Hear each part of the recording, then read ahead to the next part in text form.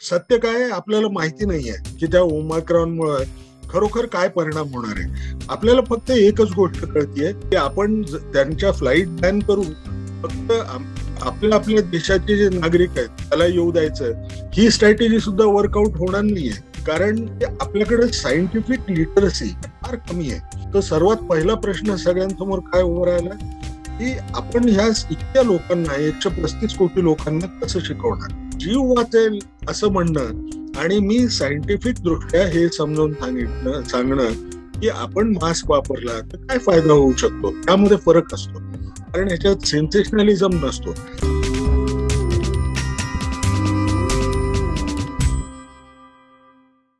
मी doctor Gangakhedkar. आपण आज एक बघणार आहे की आपण या कोविडच्या विरुद्धच्या लढ्यामध्ये मी स्वतः तरी काय शिकलो. की एक अनेक गोष्टी, कारण हे ते एक नवीन होतं. प्रत्येकाने एक ऐकलं असेल की दर 100 वर्षाला एखादा अशा प्रकारचा आउटब्रेक येत असतो जो पॅन्डेमिक होतो.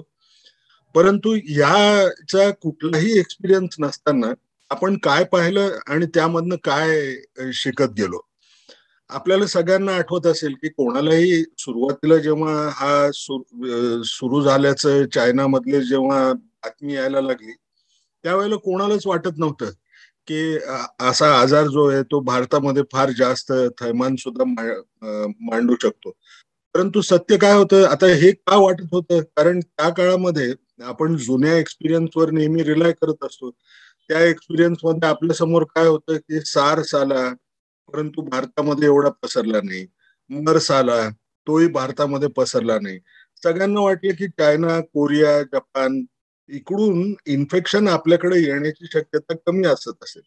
परंतु एक फार छान बाब झाली की या वेळेला हेल्थला फार महत्व दिलं गेलं आणि सडनली थोड्याच काळामध्ये, म्हणजे याच्या बातम्या येत असताना साधारण 2-1 आठवड्यामध्ये अतिशय हाय लेवलच्या मीटिंग सुरू झाल्या आणि आपण आपला रिस्पॉन्स म्हणजे जसं जसं कळत होतं त्याप्रमाणे आपण देत गेलो. ही एक फार मोठी बाब. म्हणजे हे मी कुठल्याही इतर नॅशनल प्रोग्राम्स जे डिसिजेसचे आहेत, मी पूर्वी टीबी मध्ये पाहिलेलं आहे, एड्स मध्ये पाहिलेलं आहे, हिपॅटायटिस पाहिलेलं आहे, अनेक नॅशनल प्रोग्राम्स मध्ये मी काम केलेलं असल्यामुळं मला माहिती की हे इतकं लवकर होऊ शकत असेल ह्याचं मला कधीही वाटलं नाही. एवढा मोठा मोठा आपण रिस्पॉन्स दिला. आता जेव्हा ही वेळ आली की आपल्याकडं आपल्याला ते इन्फेक्शन येऊ द्यायचं नाहीये, ते येऊ द्यायचं नाही, त्यावेळेला कदाचित जगामध्ये कोणालाही म्हणजे ह्याचं खरंच ज्ञान नव्हतं. परंतु आपण एक ऐकत होतो की चायनामध्ये त्या लोकांनी खूप कडक लॉकडाऊन मिलिटरीचा वापर करून केला. कोरियामध्ये सुद्धा त्यांनी संपूर्ण लोकांना त्यांनी आयसोलेट करून एका भागामध्ये चर्चमध्ये एकदा आउटब्रेक झाला तर जेवढे कोणी आले होते त्या प्रत्येक ठिकाणी त्यांनी आयसोलेट करून टेस्ट करून तो काबूमध्ये आणण्यामध्ये त्यांना यश मिळालं. मग सगळ्या लोकांना आपल्याकडे काय वाटायला लागलं की हे इन्फेक्शन जर बाहेरून येणार आहे तर त्याला आपण थांबवू शकतो का. कदाचित तुम्ही जर आज मला विचारलं की ही स्ट्रॅटेजी पूर्णपणे वर्कआउट होऊ नाही शकली, त्याचं कारण आपल्याला हिस्ट्री सुद्धा सांगेल. आपणही सिव्हिअर लॉकडाऊन लावायचा विचार केला.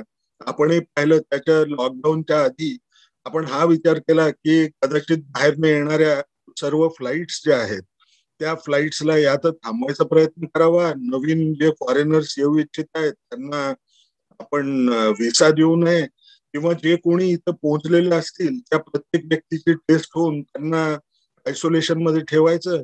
हे सर्व प्रकारांचा आपण विचार केला.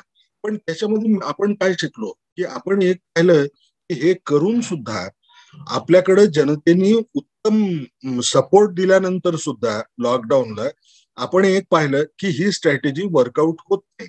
याच्यामध्ये लर्निंग लेसन काय आहे, त्याच्यामधला मोठा लर्निंग लेसन हा आहे की जग हे सध्या एक ग्लोबल विलेज झालेलं आहे. आज इतकं ट्रॅफिक आहे, इकडून तिकडे जाणाऱ्या लोकांची संख्या इतकी जास्त असते की अशा प्रकारच्या गोष्टीला थांबवणं, जेव्हा हा आजार ड्रॉपलेट्समुळे पसरतो, रेस्पिरेटरी रूट्स मधनं जे काही ड्रॉपलेट्स पडतात त्यामधनं पसरतो, तर अशा आजाराला थांबवणं, या इम्पोर्टेड इन्फेक्शनला, हे कोणालाही बस नसतं. हे मात्र लवकर आपल्याला कळू शकलं नाही, जे आजच्यासाठी एक मोठा धडा झाला की कुठल्याही रेस्पिरेटरी इन्फेक्शन मध्ये आपण झिरो ट्रान्समिशनची स्ट्रॅटेजी ही वर्कआउट होऊ शकत नाही. म्हणजे तुम्ही पाहिलं असेल, अजून न्यूझीलंड हा सगळ्यात चांगला देश म्हणून समजला यायचा या झिरो ट्रान्समिशन वापरून त्यांनी त्याला कंट्रोल केल्याचं. पण न्यूझीलंड हे सध्या त्यांच्या लक्षात आलं की हे काम करत नाही, कारण हे एक ग्लोबल व्हिलेज आहे. आता हे करत असताना आपल्याला दुसरी एक गोष्ट फार चांगली कळाली, ती म्हणजे की आपण जेव्हा आपण आता जसं यावेळेला ओमायक्रॉन मध्ये सुद्धा सुरू झालेलं आहे की बाहेरच्या फ्लाईट्स ज्या येतात त्या फ्लाईट्स मधनं आपण बॅन करायचा विचार करतो. परंतु तुम्ही जर इतर देशांमध्ये, ज्या देशांनी असं ठरवलं की बाहेरच्या फ्लाईट येऊ देणार नाही, तर ती लोक सध्या काय चूक करतायत, ती एक चूक करतायत की ते म्हणतात की आपण त्यांच्या फ्लाईट बॅन करू, फक्त आपल्या आपल्या देशाचे जे नागरिक आहेत त्यांना परत येऊ द्यायला आपल्याला आपण प्रतिबद्ध असतो, कारण तो त्याचा देश आहे, त्याला येऊ द्यायचं आणि मग टेस्ट करून बघूया. सत्य काय, ही स्ट्रॅटेजी सुद्धा वर्कआउट होणार नाहीये काही दिवसामध्ये आपल्या लक्षात येईल.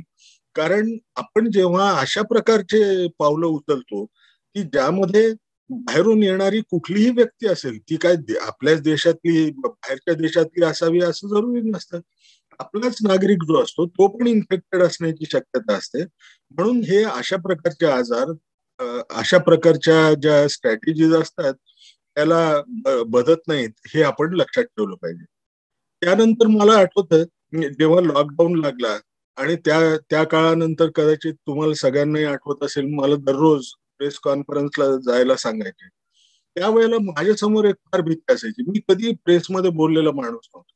म्हणजे मी फार कमी, म्हणजे माझं जर मागं तुम्ही इंटरनेटवर जर सर्च केलं, तुम्ही प्रेसशी कधी जास्त बोलायचो नाही, आपण आपल्या कामात मशगूल राहायचं. परंतु सत्य काय आहे याच्यामध्ये, की जेव्हा तिथं वरती चढायला जायचो त्या प्रेस कॉन्फरन्सच्या पोडियम वरती, तेव्हा मनामध्ये फार मोठी भीती असायची. भीती ही की आपल्या तोंडून एक जरी चूक गोष्ट झाली तर आपल्या देशात 135 कोटी लोकांची लोकसंख्या आहे. हे सर्व लोक घाबरून जातील. घाबरले तर त्या पॅनिकमुळं ते कदाचित काय ऍक्शन घेतील, कारण व्यक्ती तितक्या प्रकृती, ते काय करतील याबद्दल आपल्याला खात्री नसते. म्हणून मला एक टेन्शन असायचं की आपण कसं ह्या गोष्टीला अवॉइड करू शकू.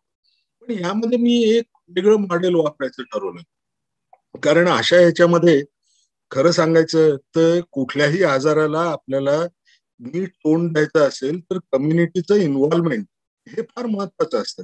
परंतु जेव्हा लॉकडाऊन म्हणून तुम्ही लावता तर कम्युनिटीला इन्व्हॉल्व्ह करणं, कम्युनिटीला मोबिलाइज करणं हे अतिशय अवघड होऊन बसतं. मग अशा वेळेला आपण पॅनिक नाही येऊ द्यायचं, तर काय करावं? तर मी एके दिवशी विचार केला की काही नाही, जे सत्य आहे ते बोलायचं. आपल्याला आपल्या सरकारच्या वरची जी ट्रस्ट असते, एक फेथ असते, ही जर वाढवायची जर असेल, आपण जे असेल ते सत्य सांगायचं. उगाचच म्हणजे त्यांना बरं वाटावं म्हणून आपण कुठली बाब बोलावी, हे जर केलं तर मग मात्र ते चुकीचं ठरू शकतं. म्हणून कदाचित काही लोकांना आठवत असेल की मी प्रेस कॉन्फरन्स मध्ये जर कधी खोटक प्रश्न जरी आले तरी मी म्हणायचो की हे मलाही माहिती नाही, बाहेरच्या लोकांनाही माहिती नाही, परंतु आपण अशा प्रकारे जर राहिलो, आपण बघूया की काय बातमी येऊ शकते आणि त्यानंतर ठरवूया काय करायचं. मला वाटतं ट्रान्सपरन्सी आणि बिंग ट्रुथफुल हे अतिशय महत्वाचं असतं. आणि ह्यामुळं कदाचित आपल्याला समाजामध्ये लोकांचा ऍक्सेप्टन्स मिळवायसाठी फार सोपं जात असतं. कारण तुम्ही पाहिलं असेल की एवढ्या मोठ्या देशामध्ये या लॉकडाऊनला प्रतिसाद नव्हता असं म्हणणं भयंकर चुकीचं होऊ शकते. एखाद दुसरी चुटपुट काही घटना झाल्या असतील, म्हणजे त्याबद्दल मी कधीच म्हणणार नाही की संपूर्णपणे तो अॅक्युरेटली फॉलो झाला, परंतु ह्या अगदी कमी प्रमाणात होत्या असं मला वाटतं. दुसरी गोष्ट आपण लक्षात ठेवली पाहिजे, अनेक लोक असा विचार करतात की आपण लॉकडाऊन लावला, लॉकडाऊन लावल्याने आपला देश तसं त्या मानाने काय डेव्हलप देश नाही, मग तिथे इकॉनॉमिक इम्पॅक्ट तेवढा जास्त येतो. आपण ही गोष्ट, एक गोष्ट, हे एक्स्ट्रॉर्डनरी सिच्युएशन असली पॅन्डेमिक सारखी, तर हे जे एक्स्ट्रीम मेजर्स आहेत जसं लॉकडाऊन आहे, हे आपल्याला करणं आवश्यक पडतं.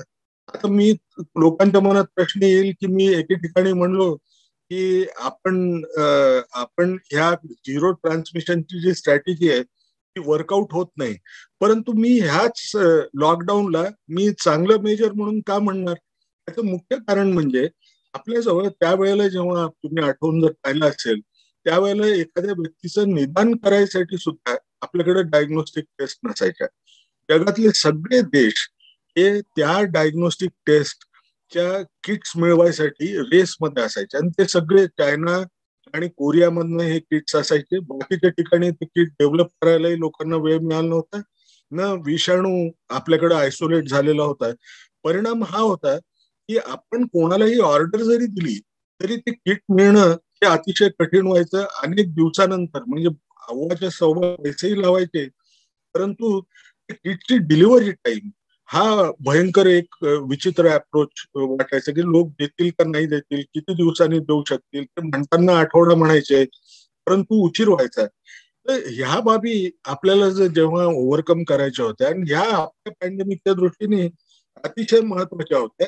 याचं मुख्य कारण म्हणजे आपण एक लक्षात ठेवलं पाहिजे की हा आजार जर पसरू द्यायचा नसेल तर आपल्याला एका व्यक्तीकडनं दुसऱ्या व्यक्तीला ती लागण होऊ नये हे बघणं जरुरीचं होतं. पण जर बघणं जरुरी असेल तर आपल्यासमोर दोन प्रश्न.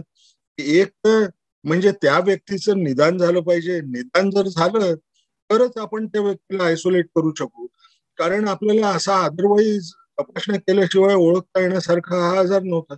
मग अशा वेळेला सगळ्यात मोठी बाब जी काय होत होती तर ती म्हणजे आपल्याजवळ डायग्नोस्टिक टेस्ट नाही. पण ह्या ज्या लॉकडाऊनचा पिरियड जेव्हा लॉकडाऊन लावला तर सरकारने एक फार छान गोष्ट केली की सर्व इंडस्ट्रीच्या लोकांना ह्याच्यामध्ये अपील करण्यात आलं की तुम्ही डायग्नोस्टिक टेस्ट बनवा. तुम्ही आपल्याकडे N95 मास्क आज आपल्याला काही वाटत नाही, पण N95 मास्क हे उपलब्ध नव्हते. डायग्नोस्टिक रिएजंट्स उपलब्ध नव्हते. आता तुम्ही ह्याचा परिणाम बघा काय होईल की जर एका डॉक्टर्सना किंवा हेल्थकेअर वर्कर्सना जर प्रोटेक्टिव्ह किट्स उपलब्ध नाही, N95 जर उपलब्ध नाही, तर त्याचा परिणाम हा झाला असता की ते लोक म्हणले असते आम्ही काम कसं करायचं. मग सर्वप्रथम आपल्याला त्या पीपीईला सुद्धा तेवढ्याच डायग्नोस्टिक टेस्टच्या साठी जेवढी मारामारी असायची तेवढीच त्या पीपीई किट्स N95 मास्क याच्यासाठी होती. ती पण आपल्याला पुरी करता आली. आज आपण 6 महिन्याच्या आतमध्ये सुरुवात झाल्यापासून हा आउटब्रेक आपण जगातले नंबर 2 प्रोड्युसर एक्सपोर्टर एक लार्जेस्ट एक्सपोर्टर म्हणून झालो ह्या प्रकार इंडस्ट्रीमध्ये. हे पण एक महत्वाची बाब आहे. तुम्ही बघितलं असेल आता तिथपर्यंत आपल्याला थांबता येत नाही. मग आपल्यासमोर प्रश्न काय होता की आपल्याला ट्रेनिंग द्यावी लागेल. आपण व्हेंटिलेटर दिली तरी व्हेंटिलेटर कशी चालवायची हे करू शकू का, ते पण आपण करून दाखवू शकलो. आणि त्याच्यासाठी जी आपल्याजवळ जी इंटरनेटची फॅसिलिटी आहे त्याचा वापर करून लोकांना शिकवणं, ते जे इक्विपमेंट आहे लोकांपर्यंत पोहोचवण्याचा प्रयत्न करणं. आपल्या देशामध्ये जरी पूर्वी त्या काळात त्या पद्धतीची इक्विपमेंट मिळायची नाही तरी ती तयार करण्यासाठी आपण इंडस्ट्रीला सांगितल्यावर इंडस्ट्रीने मोठा रिस्पॉन्स दिला. त्यांनी सुद्धा ह्या काळामध्ये ते बनवली आणि आपल्याला वाटप करता येऊ शकली. म्हणून जिल्हा जिल्हा लेवलपर्यंत आपण पोहोचू शकलो. तर दुसरी एक बाब बघा, आपण म्हणलो डायग्नोसिस करायचंय म्हणून आपण रिएजंटसाठी वाट बघणं होतं. परंतु भारतामध्ये टेस्ट करायला आपण जेव्हा करायला सुरुवात केली ती टेस्ट एस्टॅब्लिश झाली 21 जानेवारी 2020 ला.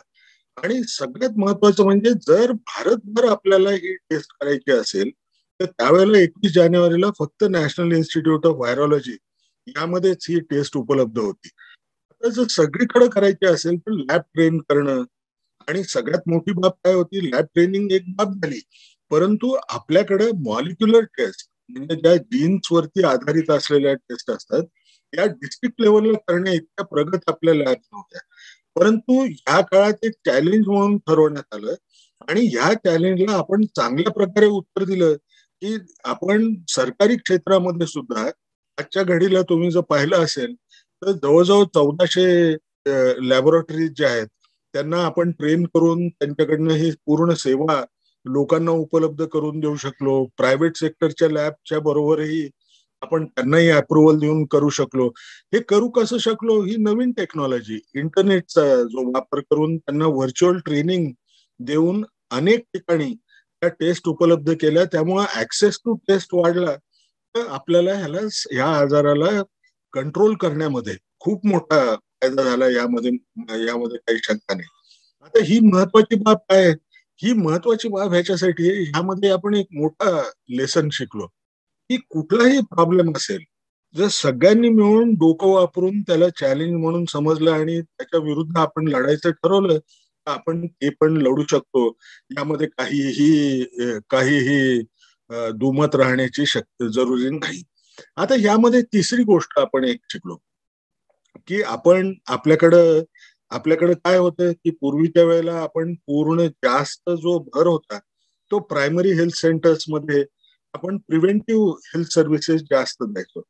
पण या पर्टिक्युलर आउटब्रेक मध्ये एक फार मोठी बाब झाली की यावेळेला एक लक्षात यायला लागलं की प्रायमरी हेल्थ सेंटर्सच नाही, परंतु हा आजार श्वसन मार्फत जर पसरत असेल तर जिथं जिथं पॉप्युलेशन डेन्सिटी म्हणजे एका स्क्वेअर किलोमीटर मध्ये किती लोक राहतात, जिथं जास्त लोक राहतात तिथं तो झपाट्याने पसरू शकतो. जसं आपल्याकडे झोपडपट्टी असते किंवा मोठे शहरं असतात, या शहरांमध्ये आपल्याला पॉप्युलेशन डेन्सिटी जास्त दिसते आणि परिणामी हा आजार एका माणसाकडनं दुसऱ्या माणसाला लागण्याचं फार सोपं जाऊ शकतं. जेव्हा अशी परिस्थिती असते तर अर्बन हेल्थ केअर इन्फ्रास्ट्रक्चर आणि टर्शरी केअर ह्याच्यामध्ये आपलं इन्व्हेस्टमेंट त्या मानाने जेवढं पाहिजे होतं तेवढं आपल्याला दिसत नव्हतं. परंतु ह्या काळामध्ये अनेक प्रकारे आपण हा प्रयत्न केला की प्रायमरी हेल्थ सेंटरला इवन डिस्ट्रिक्ट लेवलच्या हॉस्पिटल पर्यंत आपण अर्बन जे इंटेन्सिव्ह केअर देणं, जे पूर्वी एवढं नव्हतं की व्हेंटिलेटर्स सर्वत्र असतील, ते त्यांना मॅनेज करू शकतील, हे पण करू शकलो. आपण अर्बन एरियामध्ये आपण हेही पाहू शकलो की आपल्याला टेम्पररी स्ट्रक्चर्स का होईना हॉस्पिटल्स आपण उभी केली आणि त्यामधनं सुद्धा सेवा द्यायचा प्रयत्न केला. दुसरी बाब पाहिली की हे काय एक दोन दिवसामध्ये होण्याची बाब नव्हती, कारण आपल्याला हे माहिती की आपल्या अर्बन एरियामध्ये किंवा इव्हन अदरवाईज प्रायव्हेट सेक्टर हा सगळ्यात जास्त केअर देणारे इन्स्टिट्यूशन असते आणि पब्लिक सेक्टर ही मोस्टली म्हणजे सरकारी ज्या सेवा असतात या सर्वसाधारणपणे प्रिव्हेंटिव्ह ह्याच्यासाठी वापरल्या जायच्या. पण म्हणून सरकारने काय केलं, पब्लिक प्रायव्हेट पार्टनरशिप या एनडीएमएचा ऍक्ट लावून आपण तयार केली, ही फार चांगली बाब झाली. आता दुसरी एक बाब तुम्ही एक क्षण विचार करा, याच्यामध्ये आपण काय शिकलो? यामध्ये आपण एक शिकलो की आपल्याला जर अशा प्रकारचे उद्रेक परत जर झाले तर ह्याच्यामध्ये जर लढायचं असेल तर आपल्याला या हेल्थ सेक्टरमध्ये आपल्याला इन्व्हेस्टमेंट वाढवणं अतिशय जरुरीचं आहे. कारण जसं पंतप्रधान आपले म्हणत होते, जान है तो जहान है. पण हे रिअलायझेशन झाल्यामुळं आज तुम्ही पाहिलं की कदाचित जे काय आपण थोडंफार आता इन्व्हेस्ट केलेलं आहे ते इन्व्हेस्टमेंट आपल्याला फायदेशीर ठरलं, परंतु ह्यापुढेही आपल्याला ह्याच्याकडे लक्ष द्यावं लागेल, त्यामध्ये शंका नाही. आता तुम्ही बोलताना कधीतरी ऐकलं असेल की आपण एक नॅशनल डिझास्टर मॅनेजमेंट ऍक्ट म्हणून पास केला होता, तो अप्लाय केला. नॅशनल डिझास्टर मॅनेजमेंट ऍक्ट हा का जरुरी होता?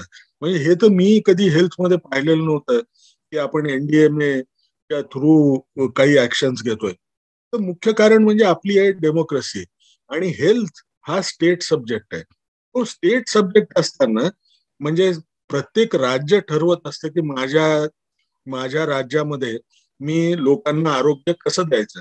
सगळ्यात मोठी भीती काय असते जेव्हा पॅन्डेमिक असतो तेव्हा, की आपण राज्यांना जेव्हा स्वातंत्र्य देतो तर ते वेगवेगळ्या पद्धतीने ऍक्ट करतील आणि वेगवेगळ्या पद्धतीने जर त्यांनी त्याच्यावरती ऍक्शन घ्यायला सुरू केली तर आपण कदाचित एखादं राज्य फेल झालं तर आपल्या पूर्ण देशाला त्याचं नुकसान होऊ शकतं. म्हणून नॅशनल डिझास्टर मॅनेजमेंट ऍक्टचा वापर केला गेला आणि ह्या बाबीमुळं सगळं प्लॅनिंग सेंट्रली झालं आणि इम्प्लिमेंटेशन हे हेल्थ स्टेट गव्हर्नमेंट कडनं झालं. ही फार महत्वाची बाब होती. म्हणजे आपण जेव्हा सगळे एकत्र येतो, जेव्हा अशी इमर्जन्सी येते आणि सगळे मिळून जर विचार करून नीट ऍक्शन घेतल्या तर कितीही मोठा प्रॉब्लेम असला तरी त्याला आपण थांबवू शकतो, ह्यामध्ये काही शंका नाही. हा सुद्धा एक नवीन लेसन आपण ह्याच्यामधनं शिकलो. तर चौथी बाब फार एक महत्वाची होती. आपण पाहिलं की आपल्याकडं आपण जर पाहिलं तर बाहेरच्या देशांमध्ये ज्या व्हॅक्सिन बनवल्या ते त्यांनी mRNA टेक्निक वापरून, ही कोविशिल्ड जी आहे ती ऍडिनो व्हायरस वेक्टरवाली, पण आपल्याला ती संधी नव्हती, कारण आपल्याकडे या व्हॅक्सिन डेव्हलपमेंटचे प्लॅटफॉर्म उपलब्ध नव्हते. हे सर्व प्लॅटफॉर्म HIV आणि इबोला त्याच्या विरुद्ध रिसर्च करण्यामध्ये, की नवीन काही व्हॅक्सिन निघू शकते का, दोन्ही याच्या विरुद्ध शास्त्रज्ञांना एवढे यशस्वी होत नव्हते, म्हणून त्यांनी वेगवेगळ्या पद्धतीचे अप्रोचेस पाहिले होते आणि ते प्लॅटफॉर्म रेडी होते. पाश्चात्य देशांनी काय केलं, त्या प्लॅटफॉर्मचा वापर करून त्यांनी याच्यावरती व्हॅक्सिन बनवल्या आणि नशिबाने त्या व्हॅक्सिन सक्सेसफुल झाल्या.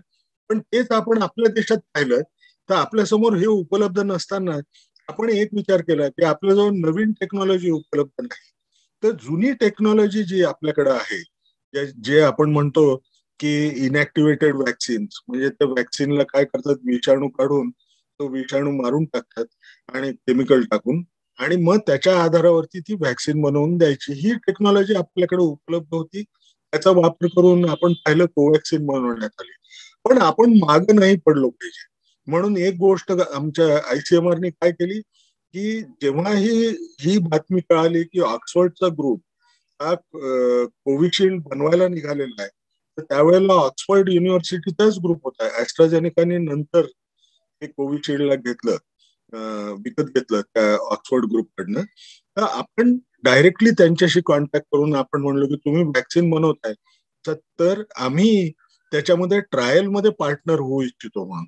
आणि ही बाब महत्वाची एवढ्यासाठी होती की आपल्याला एक हे तर कळत नव्हतं की कुठली व्हॅक्सिन सक्सेसफुल होईल किंवा कुठली होणार नाही, परंतु जोपर्यंत आपण थोडी जोखीम घेत नाही तोपर्यंत कुठल्याही अशा परिस्थितीला नीट तोंड देऊ शकत नाही. भले त्याचं रिस्क बेनिफिट अनालिसिस आपल्याला करणं अतिशय जरुरीचं असतं, आपला फायदाही त्याच्यामध्ये बघितला पाहिजे. आणि त्याला त्या ऑक्सफर्ड ग्रुपने त्यावेळेला म्हणलं की आम्ही तुमच्याकडे तर येऊ, पण आम्हाला व्हॅक्सिन एवढी तयार करण्यासाठी आमच्याजवळ मोठ्या इंडस्ट्रीज नाही, तर सिरम इन्स्टिट्यूट जर आमच्या बरोबर जर आली तर आम्हाला फार आनंद होईल. अँड दॅट इज हाऊ ते कोविशिल्ड सुद्धा इव्हॉल्व्ह झालं. म्हणजे त्याच्यामध्ये आपला फायदा काय झाला की आपल्याला व्हॅक्सिन मिळेल हे आपण नक्की केलं नवीन प्लॅटफॉर्मवरनं. आणि दुसरी बाब महत्वाची म्हणजे नवीन टेक्नॉलॉजी ही आपल्या देशात आली आणि परिणाम तुम्ही बघता. आज कोविशिल्डने 90% लोकांना, जितक्या लोकांना व्हॅक्सिन मिळाली तर 90% लोकांमध्ये देऊ शकलो, आणि कोवॅक्सिन ही उरलेल्या 10% लोकांमध्ये देऊ शकलो.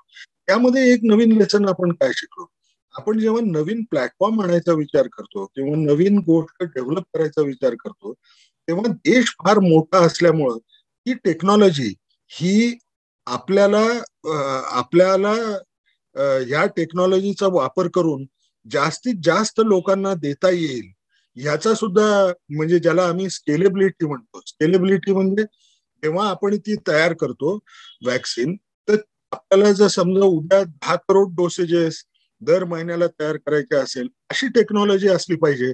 हा विचार कदाचित आपण त्यामध्ये थोडस कमी पडलो, परंतु हे आपल्याला मनामध्ये ठेवणं जरुरीचं आहे. देश मोठा आहे, देशासाठी जे काय आपण प्रॉडक्ट बनवू ते जास्त प्रमाणामध्ये बनवायची जर पाळी आली, सक्सेसफुल राहिलं तर त्याचा सुद्धा विचार सुरुवातीलाच आपण केलेला चांगला असतो. दुसरी गोष्ट आपण ह्यामध्ये शिकलो की आता तरी यामध्ये या कोविडमुळे आपण एक लेसन घेतला पाहिजे की आपल्या देशात सुद्धा झपाट्याने व्हॅक्सिन बनवायचे किंवा औषधं बनवायचे जे प्लॅटफॉर्म्स असतात, जे ज्या पद्धती असतात, त्या नेहमीसाठी उपलब्ध असल्या पाहिजे. कारण उद्या जर कधी अशा प्रकारचा आजार परत नवीन कुठला तरी असेल, तो भारतात जर आला तर आपण काय करणार याचा विचार केला पाहिजे. त्यासाठी आपण rapid vaccine and drug development platforms उभे केले पाहिजे. दुसरी बाब आपण एक शिकलो की आपल्या देशात कुठलाही नवीन आजार आला तर तो आपण दुसरे लोक म्हणतायत म्हणून मी माझ्याकडे टेस्ट करण्यापेक्षा आपली सर्व्हेलन्स सिस्टीम एवढी स्ट्रॉंग असली पाहिजे की त्यामधनच आपण आजार हा पिकअप करता आला पाहिजे. जसं तुम्ही पाहिलं असेल निपा किंवा झिका, ह्या आजारांमध्ये आपण आपले सिस्टीम डेव्हलप केलेले आहेत, पण एक वन हेल्थची सर्व्हेलन्सची सिस्टीम असणं अतिशय जरुरीचं आहे. आता हे वन हेल्थ म्हणजे काय? वन हेल्थ म्हणजे आतापर्यंत आपण काय समजायचो की आपली जी आपले जे हेल्थ असते, आरोग्य जे असतं, हे माणसाचं आरोग्य हे फक्त याला धक्का देण्याचं काम फक्त माणसंच करू शकतील. काहीतरी माणसांमुळेच होणारे आजार असतात. परंतु हे सत्य नाही आहे. हे आजार जे आहेत हे जनावरांमधनं माणसामध्ये येऊ शकतात, एन्व्हायरमेंटमुळे माणसामध्ये येऊ शकतात, ऍग्रिकल्चरच्या याच्यामधनं माणसांमध्ये येऊ शकतात. ह्या सर्व बाबींसाठी म्हणजे जर कधी जनावरांमध्ये एखादा आजार दिसला आणि त्या विषाणूमध्ये किंवा जीवाणूमध्ये ही शक्ती असेल की तो माणसामध्ये पण येऊ शकतो, तर आपल्याला ते ओळखता आलं पाहिजे जेव्हा ते जनावरांमध्येच होतंय आणि माणसापर्यंत त्याला पोहोचू नाही द्यायचं. हे करण्यासाठी वन हेल्थचा सर्व्हेलन्स म्हणजे सर्व डिपार्टमेंट हे एकत्र येऊन त्यांनी त्याचा सर्व्हेलन्स आणि एकमेकाशी बोलणं हे महत्वाचं असेल. आणि हे करण्यासाठी हा जो धडा होता आपल्यासाठी तो घेतला गेला. तुम्ही पंतप्रधानांनी परवा जे एक योजना डिक्लेअर केली ज्याच्यामध्ये 64,000 कोटी रुपये हे त्यामध्ये आपण टाकतोय, त्या याच्यामध्ये वन हेल्थ सर्व्हेलन्स याला सुद्धा महत्व दिलं गेलं. आता शेवटच्या काही गोष्टी बघू की कुठलाही नवीन आजार आला आणि आपण एखाद्या व्यक्तीला म्हणलो यामुळं मरणाऱ्या लोकांची संख्या किंवा खूप लोक मरू शकतात असं जर सांगितलं तर एक प्रकारचं पॅनिक तयार होतं. मी काय करू, माझ्या कुटुंबाचाही जीव वाचला पाहिजे, माझाही जीव वाचला पाहिजे, यासाठी मी काय करणं अपेक्षित आहे. परंतु ह्याला सगळ्यात मोठं चॅलेंज काय होतं की आपल्याकडे सायंटिफिक लिटरसी म्हणजे आपण आपल्या शरीराच्या बद्दलचं ज्ञान जे म्हणतो, आजार कसे होतात याचं ज्ञान हे फार कमी आहे. आणि ते आपल्याला सर्वत्र दिसतं. आपण जेव्हा एखाद्या व्यक्तीला आपण कधीही बोलताना आज आपण असं म्हणलं काय रे बाबा तू तुझ्या पोटामध्ये किडनी कुठे आहे हे दाखवू शकतो का चित्र काढून, त्याला माहिती नाही. किडनीचं काम काय काय असू शकतं किंवा लिव्हरचं काय वेगवेगळं काम असतं ते सांगू शकतो का, सांगू शकत नाही. कारण आपल्या शिक्षण पद्धतीमध्ये आपण ही जी शरीराची बायोलॉजी आहे याकडे त्या मानाने जेवढा जोर द्यायला पाहिजे तो दिला नाही. परिणाम काय होतो, जेव्हा असा नवीन आजार येतो तर सर्वात पहिला प्रश्न सगळ्यांसमोर काय उभा राहिला की आपण ह्या इतक्या लोकांना 135 कोटी लोकांना कसं शिकवणार. कारण हे थोड्या काळामध्ये करावं लागणार, हा फार झपाट्याने पसरणारा आजार आहे. मग हे आपल्याच्याने होणार कसं. आणि ही भीती तर मला मला वारंवार वाटायची की आपण हे समजावून कसं सांगायचं की ह्या आजाराबाबतचं. कारण तुम्हाला माहितीये मी एड्स मध्ये जवळजवळ 3 दशक काम केलंय. त्या एड्स बद्दल समजावून सांगायला आम्हाला जवळजवळ 10 ते 15 वर्षाचा वेळ गेला. कारण आपली लोकसंख्या एवढी, प्रत्येक जण वाचेल का, प्रत्येक जण इतका शिकलेला आहे का, त्याच्यासाठी भाषा वेगळी वापरायची का, कोण शिकवणार, हे सगळं करायला इतका वेळ लागतो. इतका वेळ तो कोविड देणार नव्हता. मग अशा वेळेला साध्या भाषांमध्ये आपण समजावून सांगायचा प्रयत्न केला. परंतु एक गोष्ट त्यामध्ये आपण लक्षात ठेवली पाहिजे, जी सध्याच्या ओमिक्रॉन जो नवीन व्हेरियंट आलाय त्यामध्ये आपल्याला आणखी जास्त दिसते. मला तरी त्या गोष्टीची भीती वाटते की जनरली एक चूक आपण काय करण्याची शक्यता असते की अनेक लोक येतात, मग काही लोक ना माणसाला भीती घालून तुम्ही काय करावं तर त्याच्याकडनं म्हणजे भीती घातल्यामुळे ही व्यक्ती तुम्हाला जशी वाटते तसं वागेल असा विचार मनामध्ये ठेवणारे लोक असतात. पण आपण एक लक्षात ठेवलं पाहिजे की भीतीवरती आधारित ज्या कम्युनिकेशनच्या कॅम्पेन्स असतात त्या कधीही जास्त दिवस सस्टेन होत नाही. आता मी तुम्हाला साधं उदाहरण देतो की तुम्ही पाहिलं असेल की आपण म्हणतो कोविड अप्रोप्रिएट बिहेवियरचं पालन करा. परंतु कोविड अप्रोप्रिएट बिहेवियरचं पालन करा, तुमचा जीव वाचेल असं जेव्हा आपण सांगायला सुरू करू, नवीन इन्फेक्शन होणार नाही. आता जीव वाचेल असं म्हणणं आणि मी सायंटिफिक दृष्ट्या हे समजावून सांगणं की आपण मास्क वापरला तर काय फायदा होऊ शकतो, त्यामध्ये फरक असतो. कारण ह्याच्यात सेन्सेशनलिझम नसतो. जर आपण त्याला फिअर आणलं, भीती घालून जर करायला गेलो तर तुम्हाला माहिती आहे आज समाजात काय दिसतं. तुम्ही लोकांना कितीही सांगा की आपण मास्क वापरला पाहिजे, ऐकायला तयार होतात का, नाही होत. ते जास्त दिवस म्हणजे पहिले काही दिवस वापरतील मास्क, परंतु काही दिवसांनी एखाद्या वेळेस ते विसरून जातील घरी मास्क आणि बाहेर एक चक्कर मारून आले. तो माणूस सुद्धा काय विचार करतो की अरे कदाचित कोविड लागेल आता मला. परंतु एक 2-4 दिवस गेल्यावर त्या लक्षात येतं की मी काय, मला काही झालं नाही, माझ्या आजूबाजूची लोक बिनमास्कचे फिरतायत. मग ती जी चुकीच्या ठिकाणची हिंमत येते, त्याला असं वाटतं की आपण हे काही जरी पाहिलं नाही तरी पण आपल्याला होणार नाही, हा सांगणारा माणूस जो आहे ना तो मूर्ख आहे. आता तो मूर्ख का वाटला? कारण आपण फिअर बेस्ड कॅम्पेन केली. फिअर बेस्ड कॅम्पेन करणं हे टाळणं अतिशय महत्वाचं असतं.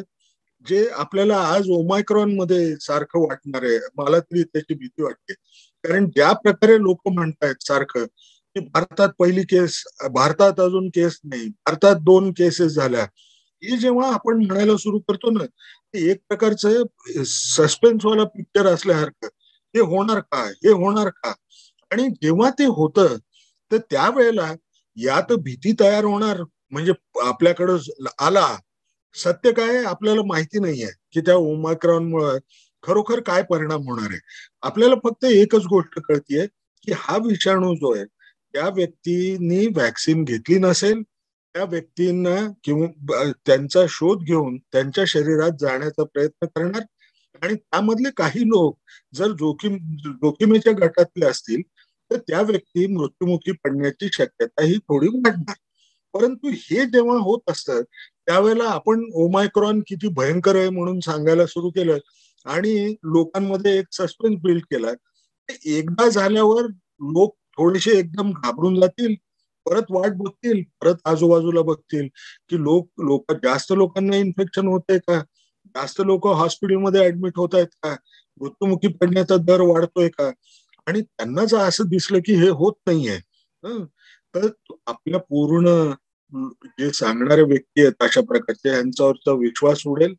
याच्या पुढं त्या लोकांवरती ते कधीही असं त्यांनी सांगितलं म्हणून फॉलो नाही करणार.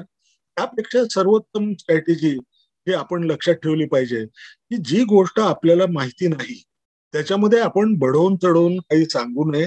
जे सत्य आहे की आपल्याला हे माहिती नाही की हा व्हॅक्सिनला दाद देणार आहे का नाही, आपल्याला हेही माहिती नाही की तो भारतात खूप पसरेल का नाही पसरेल, त्याची ट्रान्समिशन एफिशियन्सी फार जास्त आहे का, आपल्याला हेही माहिती नाही की हा आजार जर झाला तर आपल्याला काय तीव्र आजार होणार, म्हणजे सिव्हिअर कोविड डिसीज होऊन लोक हॉस्पिटलमध्ये जातील, ऍडमिट होतील आणि त्यामध्ये मृत्युमुखी पडण्याची शक्यता आहे का. या तिन्ही गोष्टी आपल्याला संपूर्ण माहिती नाही. फक्त एवढं कळतं की हा ओमायक्रॉनचा जो काय विषाणू आहे, व्हेरियंट आहे, तो व्हेरियंट लवकर पसरतो. ह्याच्या पुढचं आपल्याला काही अजूनही माहिती नाही. जोपर्यंत माहिती नाही तोपर्यंत आपण लोकांना हे सांगणं की आपल्याला माहिती नाहीये, तरी परंतु आपण ही व्हॅक्सिन जर घेतली तर आपण हॉस्पिटलमध्ये जाणार नाही, आपल्याला मृत्युमुखी पडण्याची शक्यता कमी करण्यामध्ये यश मिळत असतं. आणि ही बाब व्हॅक्सिन मधनच होऊ शकते. म्हणून ज्या व्यक्तींनी व्हॅक्सिन घेतली नसेल त्यांनी लवकरात लवकर घ्यावी. ज्या लोकांनी पहिला डोसच घेतलाय, दुसरा डोस घेत नाहीयेत, त्यांनी, अशा व्यक्तींनी पटकन जाऊन दुसरा डोस घेऊन घेणं त्यांच्या आयुष्यासाठी चांगलं असू शकतं. आणि ह्या विषाणू, हा व्हेरियंट असेल किंवा दुसरा व्हेरियंट असेल, तो आपल्या शरीरात येऊ द्यायचा जर नसेल आपण मास्क घालणं, सेफ डिस्टन्स ठेवणं, हवेशीर जागी शक्यतो राहायचा प्रयत्न करायचा, बंद जागी जाण्याचं टाळणं. हे जे आता लग्नसुदीचे सण येणार, त्या लग्नसुदीच्या दिवसांमध्ये आपण जास्त लोकांना भेटण्याची शक्यता असते आणि लग्नसुदीमध्ये आपण एकत्र जेवणार असतो. म्हणून ते जितकं आपल्याला कमी व्यक्तींना करता येत कमी ठिकाणी जाणं हे आपल्या दृष्टीने महत्वाचं असू शकतं. कारण आपण मास्क काढण्याची शक्यता असते, अनेक लोकांना भेटण्याची शक्यता असते. आणि हे सांगून आपण एवढं म्हणणं, त्याचा अर्थ ओमायक्रॉन हा फार खतरनाक व्हेरियंट आलाय असं आपल्याला म्हणायचं नाहीये. परंतु आपल्याला जी गोष्ट माहिती नाहीये, जी गोष्ट सत्य इतर देशामध्ये काही प्रॉब्लेम करू करू शकते असं जाणवायला लागले, तर आपल्या देशात आपल्याला किंवा आपल्या कुटुंबात तो येण्यापासून टाळायचा असेल तर प्रत्येकाने व्हॅक्सिन घ्यावी आणि मास्कचा वापर करावा. या 2 गोष्टी जरी केल्या तरी चांगलं होऊ शकतं. समजा हे आपण असं नाही केलं तर कदाचित पूर्ण सिस्टीमवरचा लोकांचा विश्वास जाऊ शकतो. प्रत्येक व्यक्तीने आपल्या बरोबर असलेल्या नातेवाईकांना, आपल्या घरातल्या लोकांना, मित्रांना, ज्यांनी कोणी व्हॅक्सिन नसेल घेतली त्यांना आपण हे सांगणं की बाबा रे जाऊन व्हॅक्सिन घे, आपणही सगळेजण कोविड अप्रोप्रिएट बिहेवियरचं पालन करू. हे कम्युनिटी मोबिलायझेशनच्या दृष्टीने चांगलं असू शकतं. एक सगळ्यात मोठं जे आपण कोविडमध्ये शिकलो, की माणसाचं आरोग्य शाबूत ठेवणं ही काय फक्त सरकारची जबाबदारी नाही, परंतु ही तुमची माझी सुद्धा तितकीच मोठी जबाबदारी आहे. शेवटी आयुष्य एकदा मिळतं. आपल्याला सांभाळून ठेवण्यासाठी थोडा प्रयत्न करावा लागतो. आणि हा थोडा प्रयत्न करत असताना स्वतः तर बदलाच, पण आपल्या बाजूचा समाज बदलण्यासाठी जर तुम्ही प्रयत्न केला तर नक्कीच तुम्हाला पुण्य मिळेल. एवढं बोलून मी माझं भाषण थांबवतो.